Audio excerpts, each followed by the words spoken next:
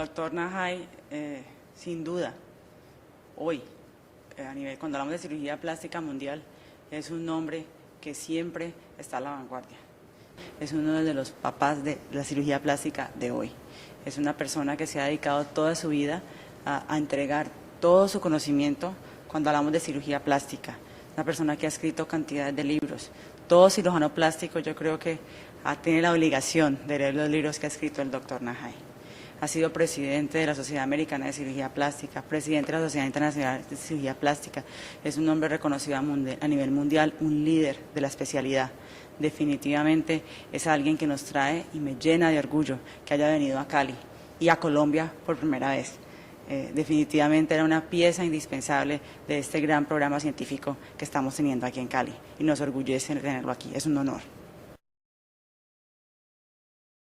We're going towards less invasive procedures because younger and younger people are coming in and they want to know two things. What can I do to slow down the aging process? How can I slow it down? And what can I do short of a very big operation like a facelift? So the exciting thing is that we now have toxins and fillers that we can offer them to rejuvenate them, make them look better till it's time for a full facelift. So the thing that's driving it now is the younger people who come in for less invasive procedures, and also to see what they can do to slow down the aging of their face. Sometimes the art part is much more difficult than the technical part, because the technical part you learn because you have a long training, you become a surgeon, you learn the anatomy, you learn about wound healing, and you learn how to use the instruments. That is the easy part. The art is the part where you sit down with a patient and the two of you talk, and you have to have an impression as to what the patient is looking for, what will make them happy, what would disappoint them, and sometimes what would make them angry. So the art is the ability to sit there, look at somebody's body, for example, and say that for this body to look better, to look beautiful, it has to have maybe something added here, like a breast implant, maybe something removed from the waist with liposuction, maybe some liposuction of the hips. So that's where the art comes in. How about the face? Someone comes in and they think their nose is too large. Well, we have to decide how to do the operation on the nose to leave them with a nose that is proportional to the face. Not too small, not too large, but something that fits that face and also fits the ethnic background of that patient. Aesthetic surgery can be very, very powerful. It can change the way somebody looks. It can change it dramatically, or it can change it in a way that it's done artistically. So that's where the art comes in. Well, I've always been committed to teaching. I have trained a whole generation of young people to become plastic surgeons. And when you're given awards or recognized as one of the best, you're really as good as the last patient that you did. You're really as good as the number of happy patients that you have. So the challenge when you have these honors given to you is to continue to do well, understand that every patient has to be satisfied and has to have a good artistic result. There's a lot of interest in not just plastic surgery, in aesthetic surgery or cosmetic surgery. The reason for that is because aesthetic surgery is now very popular. It's in the media. You cannot pick up a book or a magazine where they don't talk about cosmetic surgery. So a lot of young people want to become plastic surgeon, aesthetic surgeon, cosmetic surgeon. Some of them for the right reasons, some of them not for the right reasons, because they see it as a lifestyle, they see it as a way of earning a lot of money. Those are the individuals that are not best suited to do this. The young person who wants to be an all-round doctor at first, be a good doctor who can care for patients, then become a competent surgeon, then become a plastic surgeon who not only can reshape a nose to make it look better, but can also reconstruct a nose if it's been removed because of cancer or because of accident. So the best type of person is the one who wants to do all of plastic surgery and not just the cosmetic, which has all the headlines and has all the more financial reward. There are ethics at different levels. The individual has to be an honest, ethical person. And that is something that you cannot teach.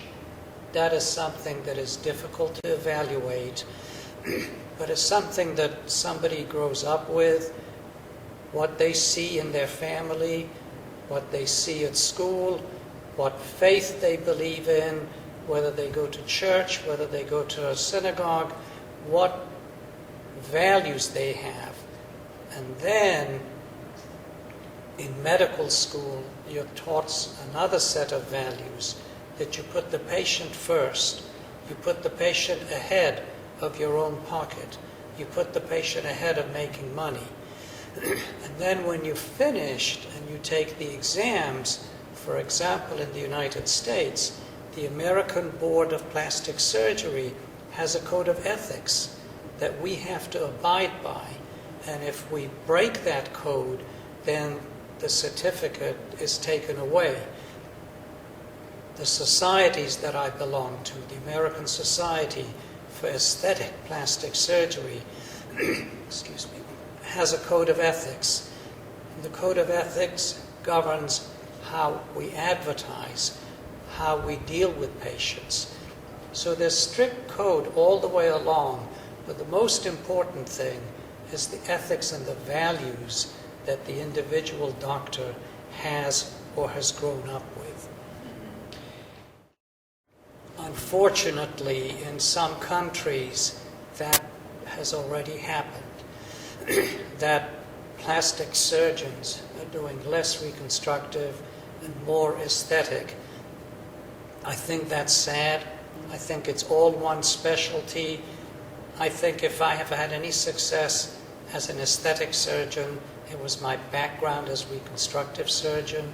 If you know how to reconstruct an eyelid, if you know how to reconstruct a nose, if you know how to reconstruct a face when somebody has had cancer and has had that removed, then it makes you better at doing the aesthetics. So some of what you're saying has already happened.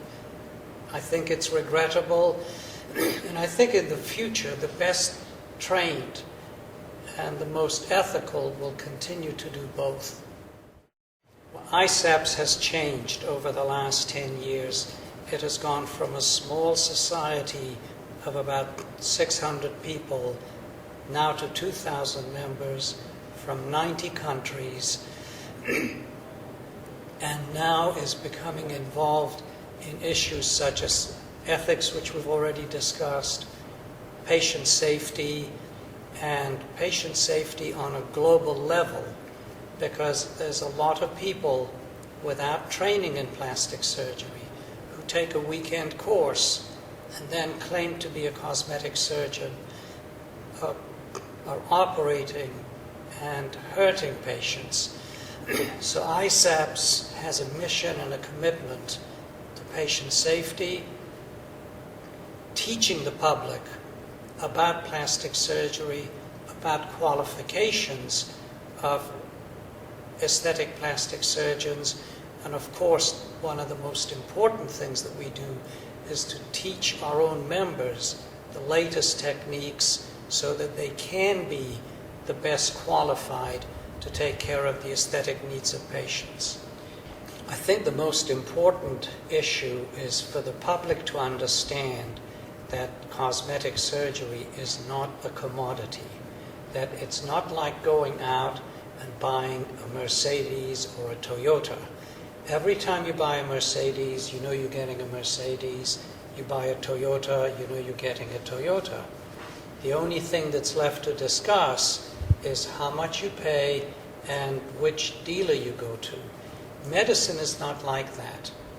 It's a personal service. There's a lot of good plastic surgeons, but no two plastic surgeons operate the same way, have the same ideas.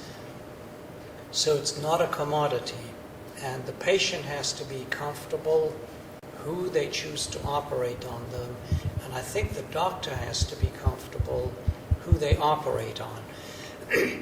What the patients don't know is you may go out there and somebody is calling themselves a cosmetic surgeon who may not have been trained, because in most countries, the United States, Colombia, anyone with a medical degree can do cosmetic surgery.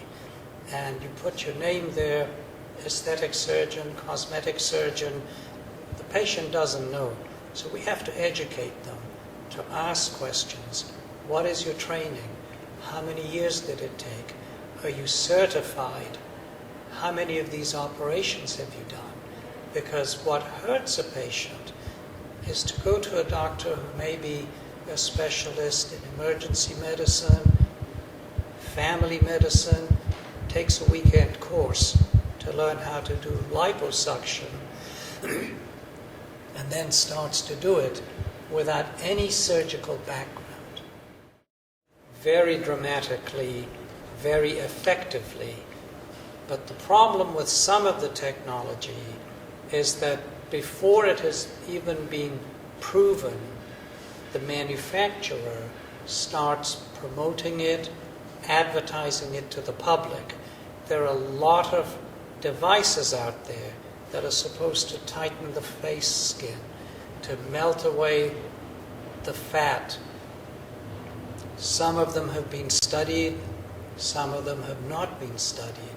So although technology goes hand in hand with advancing aesthetic surgery, we have to do it slowly, we have to do it carefully, and we have to confirm that the technology works before you start advertising and saying that it's the best thing available.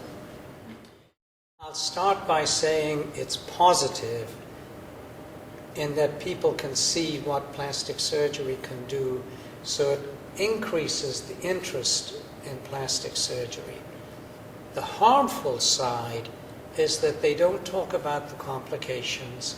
They don't talk about the fact that a patient could lose their life or have a life-threatening complication. So basically it's being trivialized. People think it's like going and having a haircut or having the hair colored or going in and having a facial treatment. So that's the harmful side. But if it was done responsibly, where it's explained to the public that this operation carries a risk, there can be complications, the recovery can take a number of weeks, then the public would be informed. But to just see these transformations and not have anyone talk about risk is harmful to the patients. We have worked together through the International Society for Aesthetic Plastic Surgery. We've worked together through the American Society for Aesthetic Plastic Surgery. She is the National Secretary for Colombia. She works very hard for ISAPS. She's just been elected as the chair of the National Secretaries, which with it brings a lot of responsibility. She's on the board of directors of ISAPS, and works very, very hard, not just for plastic surgery in Cali or Colombia, but plastic surgery all over the world. So I have got to know her through working with her. I've heard her lectures, and in fact, we invited her to write a scientific article for an American plastic surgery journal that I happen to be the editor. So I respect her, I know her well, and I know that she has the best interest of plastic surgery all over the world. Or not? Well, first of all, I'm too young and I'm still living to be the father of anything except my 2 children. I have been fortunate enough to make a few contributions, fortunate enough to train the whole generation of plastic surgeons. I think plastic surgery is doing very well. I think where plastic surgery is not doing well is when people who are not trained call themselves plastic surgeons, hurt the patients. And I think when we're not doing well is when some of our own people who are well trained start trying to compete with the non-traineds by making claims that are not true. So all is not well, there are problems there, but I think when we educate the public, when we put the patient's best interest ahead of our own pocket, things were going to be much, much better.